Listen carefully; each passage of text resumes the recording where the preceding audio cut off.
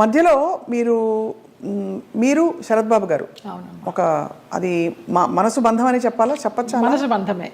నేను బాగా అనుకున్నాను, ఆయన కొంచెం అనుకుని వదిలేశారు. ఇప్పుడు ఆయన ఉన్నా కూడా చెప్పేదాన్నేమో, లేరు కాబట్టి ఇంకా ఫ్రాంక్గా చెప్తాను. ఆయనతోనే యాత్రలన్నీ చేశాను. మహానుభావుడు, దేవుడు నాకు ఒక గైడ్ని పంపించాడు అనుకున్నాను, లేకపోతే నేను అన్ని యాత్రలు చేసేదాన్ని. చాలా చాలా మంచి వ్యక్తి, అందులో ఏమీ సందేహం లేదు. ఒకరి రూపాయి తినరు, ఒకరికి పెట్టరు. ఆయన ఫ్యామిలీ వరకు ఆయన చూసుకుంటారు కానివ్వండి, అది లేదు, ఆ గుణం లేదు. ఆ టైంలో మిమ్మల్ని వివాహం చేసుకునే టైంలో కొంతమంది ఇండస్ట్రీ ప్రముఖులే ఆపారు ఆయన్ని, లేకపోతే మీ తెలుసు పెళ్ళయి సెటిల్ అయ్యేవారు కూడా అన్నారు అంట. చాలా ఆలోచనలు చేశాము, ఒక బిడ్డను కూడా కందామని ఆలోచన చేశాము, దానికి అన్ని ప్లానింగ్స్ వేసుకున్నాము. తర్వాత ఆయన ఆలోచిస్తూ ఉంటారు, సంవత్సరాల తరబడి ఆలోచిస్తూ ఉంటారు. ఒక విషయం చెప్తే ఒక 100 రకాలుగా ఆలోచించి, లలిత ఇలా వద్దేమో, అలా వద్దేమో, మనం ఎవరన్నా కానీ వాళ్ళు మన ఇద్దరం పోయామనుకో అమ్మాయిని ఆస్తి కోసం ఏమన్నా చేస్తారేమో, ఇలాగంతా కూడా చెప్పేవారు. నేను చాలా ఫ్రాంక్గా ఫస్ట్ టైం చెప్తున్నాను. నేను వాళ్ళ ఫ్యామిలీ మెంబర్స్ నేనేమి లెక్క చేసేది లేదు. వాళ్ళ ఫ్యామిలీ మెంబర్స్లో ఒక తమ్ముడు నాతో చాలా క్లోజ్గా ఉంటాడు, ఒక తమ్ముడు ఫ్యామిలీ. ఇప్పుడు కూడా వారి అబ్బాయి మీతో టచ్లో ఉన్నారు ఉన్నాడు అని అంటారు. అంటే పిల్లలాగానే ఎక్కడ మిమ్మల్ని ఒక శత్రువుగా చూడలేదు కుటుంబానికి? లేదు లేదు, కుటుంబానికంటే వారి కుటుంబానికి. వారి కుటుంబంలో ఎవరికి నేను పెద్ద తెలీదు, మా మధ్య ఏం జరిగిందని కూడా ఎవరికి తెలియదు. ఈ తమ్ముడు గారి ఫ్యామిలీకి తప్పించి వాళ్ళకు కూడా అంతంతే పైపైనే. నాకు ఆయనకి పరిచయం ఉందనే తప్పించి కొంచెం డీప్గా వెళ్ళామనేది తెలియదు. మీరు రమాప్రభ గారితో చాలా క్లోజ్ కదా ఒక టైంలో.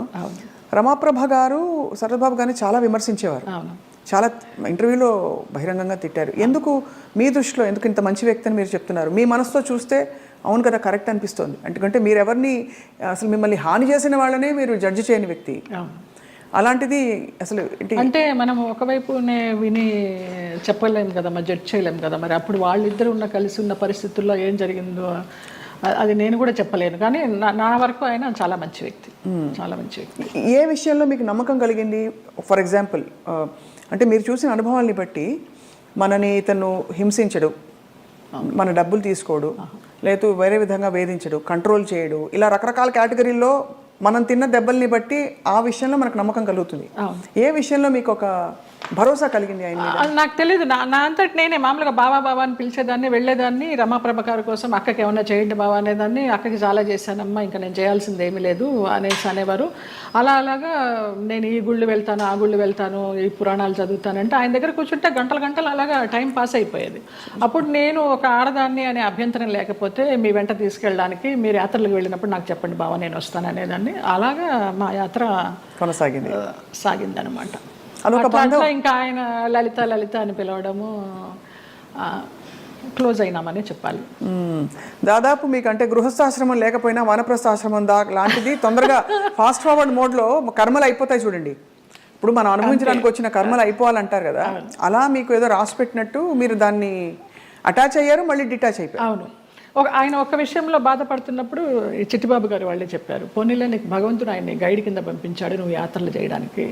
ఆయన పోయినప్పుడు బాధపడితే మంచి వ్యక్తి వెళ్ళిపోయారు అనేసి అన్నారు. ఇంకా అప్పటితో ఆ ఆలోచన కూడా లేదు. ఇంకా వెళ్ళాను, హాస్పిటల్కి వెళ్ళేదాన్ని, చూసేదాన్ని, అసలు మన సృహలోనే లేరు. లాస్ట్ ఇయర్ February 14th నాడు, వ్యాలంటైన్స్ డే నాడు హాస్పిటలైజ్డ్ అయిన మనిషి May 21st నాడు పోయినారు.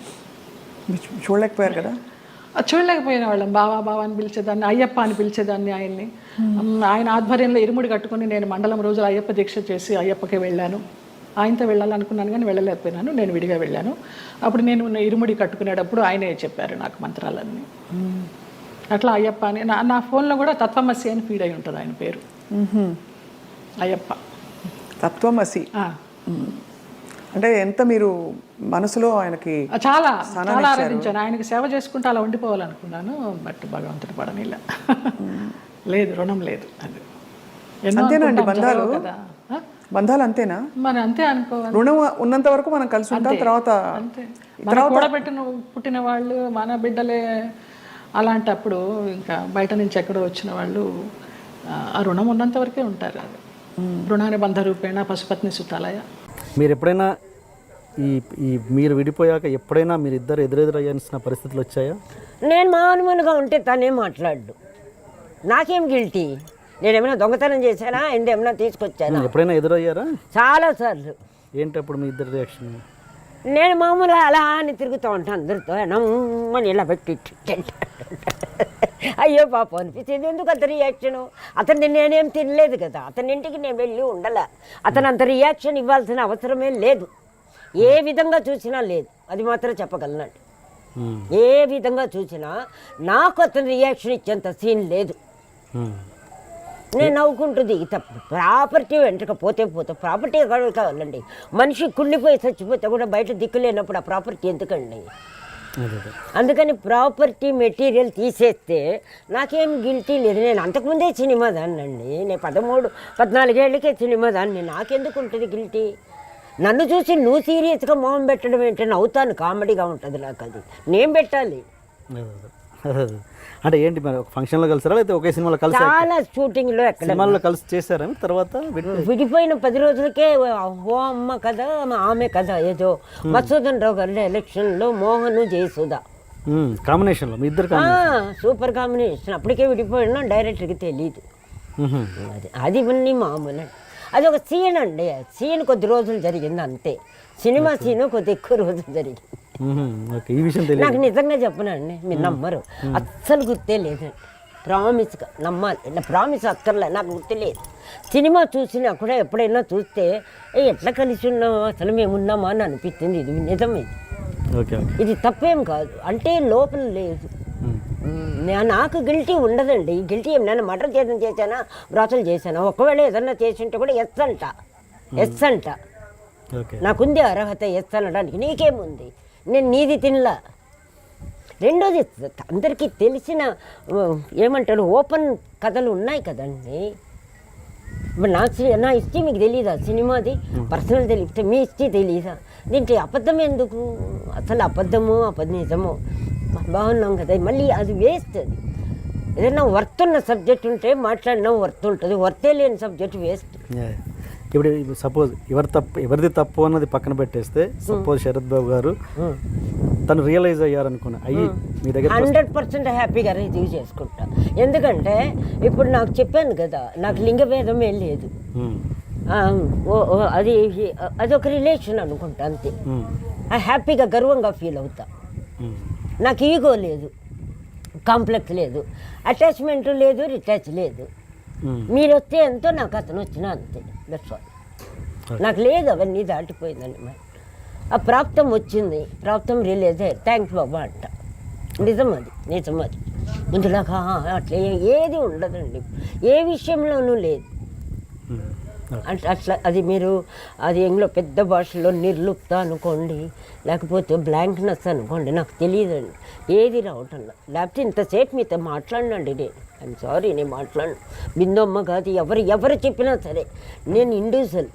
బట్ ఒక ధర్మం, ఒక న్యాయం, చిన్న కర్టసీ అని చెప్పాను అంతే. మీరు నా మీద చూపిస్తున్న ప్రేమకు కూడా నేను కర్టసీగా ఉంటాను.